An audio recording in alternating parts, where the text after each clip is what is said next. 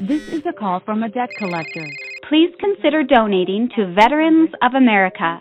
We are calling you from investigation team of IRS. Do these kinds of robocalls sound familiar? How about just plain annoying? If you live in the US, the answer is probably yes. One robocalling app found that there were 26.3 billion unwanted robocalls made to US mobile phones in 2018. And another blocking app put that number much higher, estimating that there were nearly 48 billion. But these calls aren't just annoying.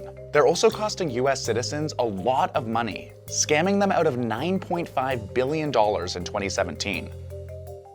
So why can't the FCC and Federal Trade Commission stop them? Well, it's not that simple. Robocalls are nearly impossible to stop. Here's why. The internet has made it easier and cheaper for robocallers. In pre-internet days, phone calls were transmitted over a landline from caller A to receiver B. But now, through a simple click of a button on their computer, a robocaller can call tens of thousands of phones simultaneously. On top of that, they can obscure the origin of their calls. For example, a robocaller in a country overseas can legally buy US phone numbers and use those numbers to make their calls. Their goal is to trick recipients into thinking they're receiving a call from the US. Internet-based voice systems allows scammers overseas to operate cheaply and more easily to make millions of robocalls from abroad. The FCC has ordered cell phone carriers make sure every call that's initiated makes it through to the receiver. The point of this was in part to prevent the carriers from neglecting customers in rural areas where service can be dodgy. But because of these mandates, carriers are wary of blocking suspected robocallers out of fear of violating these rules.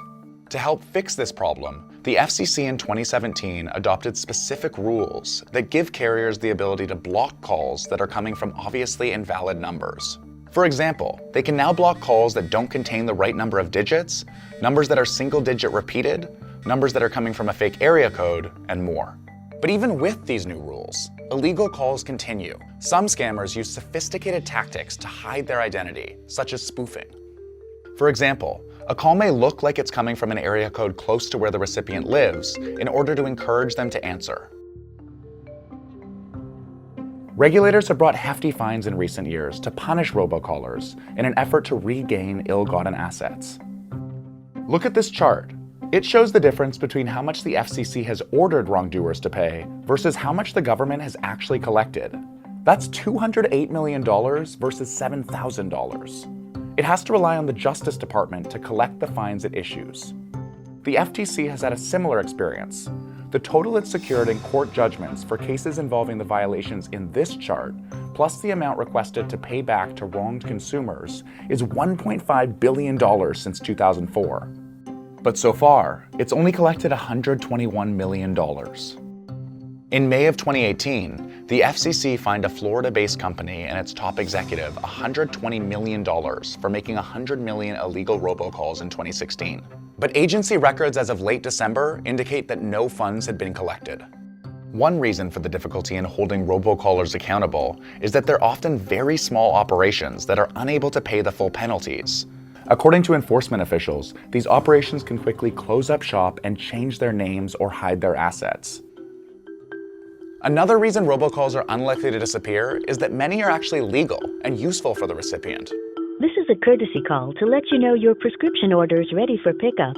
According to a 2018 study, more than 60% of robocalls were legitimate calls like telemarketers, reminders, and alerts. And that's what's tricky. There's a difference between unwanted and illegal robocalls. You may not want to hear from a debt collector, but they may have the right to call you because of terms of service you've signed. Further complicating things is that the call centers or number sellers hired for legitimate purposes can also be used by scammers. This makes it difficult for carriers to distinguish between legal and illegal robocalling. Finally, many robocallers aren't actually calling you from the US. This makes it even harder for authorities to hold illegal robocallers accountable. If a robocaller is calling the US from another country, it's difficult for government officials to identify bad actors. And even when they are able to identify the robocaller, they may not have the jurisdiction to punish them. In response to these problems, the FCC has demanded that the telecommunications industry develop solutions to help stop robocalls and spoofed calling numbers.